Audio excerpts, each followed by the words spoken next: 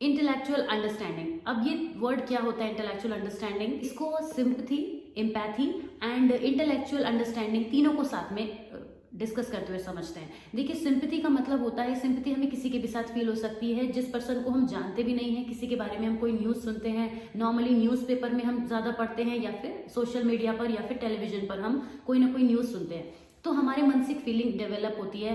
या किसी गरीब को हम रास्ते में देखते हैं तो एक फीलिंग डेवलप होती है कि how poor they are, we feel sympathy for them. It is a very normal thing जो हमें किसी के लिए भी फील हो सकती है। एम्पैथी में हम उन्हीं लोगों के लिए फीलिंग डेवलप कर सकते हैं जिनके लिए हम कुछ स्ट्रॉन्ग फीलिंग रखते हैं या फिर जो हमसे क्लोज हैं। ऐसे लोग जिनकी तकलीफ से हमें फर्क पड़ सकता है, ऐसे लोगों के लिए हम एम्पैथी की जो फीलिंग होती है वो डेवलप कर पाते हैं। जब भी हम किसी पर्सन के लिए एम्पैथी की फीलिंग रखते हैं तो हम उस पर्सन के लिए तो कुछ करना चाहते होते हैं या फिर उसकी तकलीफ से हमें भी equal amount of hurt feel होता है। ये अलग बात है कि किसी की पेन को एग्जैक्टली वैसा फील नहीं किया जा सकता, बट फिर भी बहुत हद तक हम उस पर्सन के बहुत क्लोजली कनेक्टेड हो जाते हैं और उसकी तकलीफ को वैसे ही समझने की कोशिश करते हैं। हम पूरी कोशिश करते हैं कि हम उस इंसान की कुछ हेल्प भी कर सके जिससे कि उसकी जो प्रॉब्लम है वो सॉर्ट आउट हो सके। अब बात करते हैं कि इंटेलेक्चुअल अंडरस्टैंडिंग क्या होती है। इंटेलेक्चुअल अंडरस्टैंडिंग बहुत रैशनल होती है। जब हम इंटेलेक्चुअली किसी बात को अंडरस्टैंड करने की कोशिश करते हैं तो उसके पीछे लॉजिक पे जाते हैं। जब भी इंटेलेक्चुअल अंडरस्टैंडिंग होती है तो एम्पैथी की वैल्यू कम हो जाती है।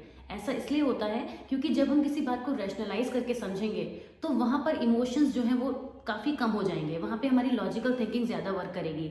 और जब इंटेलेक्चुअल अंडरस्टैंडिंग वर्क करती है तो एम्पैथी इसीलिए डाउन हो जाती है क्योंकि एम्पैथी में हम बहुत ज़्यादा इमोशंस पर हाई होते हैं। जब हम किसी की तकलीफ को समझ रहे हैं तो फिर हम लॉजिक नहीं समझ रहे, बस तकलीफ को समझ रहे हैं।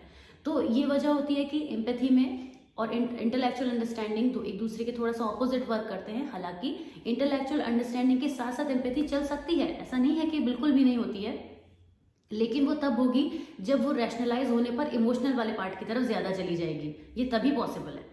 तो इस तरीके से इंटेलेक्चुअल अंडरस्टैंडिंग है जो लॉजिक की बात करती है। अब मैं एक एग्जाम्पल की हेल्प से आपको तीनों पॉइंट्स को एक ही एग्जाम्पल में फिट करके समझाने की पूरी कोशिश करती हूँ। मान लीजिए आप अपनी गाड़ी में कहीं जा रहे हैं, अपनी कार में, किसी व्हीकल में, किसी भी कन्वेंस से आप जा रहे हैं और आप रास्ते में सिग्नल पर रुक जाते हैं।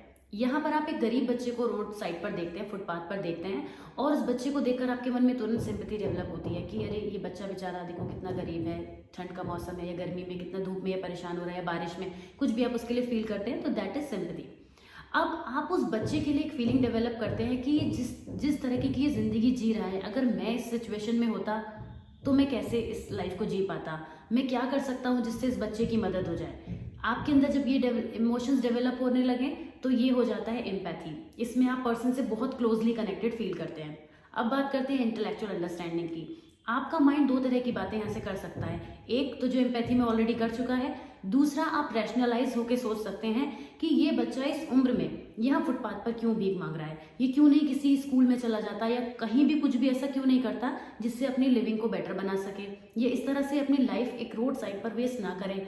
ये आपकी जो रैशनल थिंकिंग है, ये आपकी इंटेलेक्चुअल अंडरस्टैंडिंग का पार्ट है जो आपको इस पार्ट के इमोशनल के अलावा एक प्रैक्टिकल एस्पेक्ट पे भी सोचने की बात कर रही है। लेकिन इंटेलेक्चुअल अंडरस्टैंडिंग में सिर्फ प्रैक्टिकल सोचना ही नहीं होता, इसका एक कंपोनेंट एम्पैथी भी हो सकता है।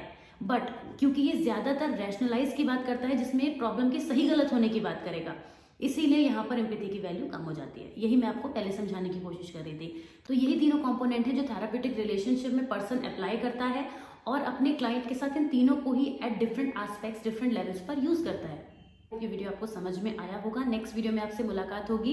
If you have not subscribe to the channel then please do it for me. Also keep showing your support like you always do. If you have to ask anything then comment box is waiting for you. You can drop your comments there and see you very soon in the next video. Till then take care, bye bye.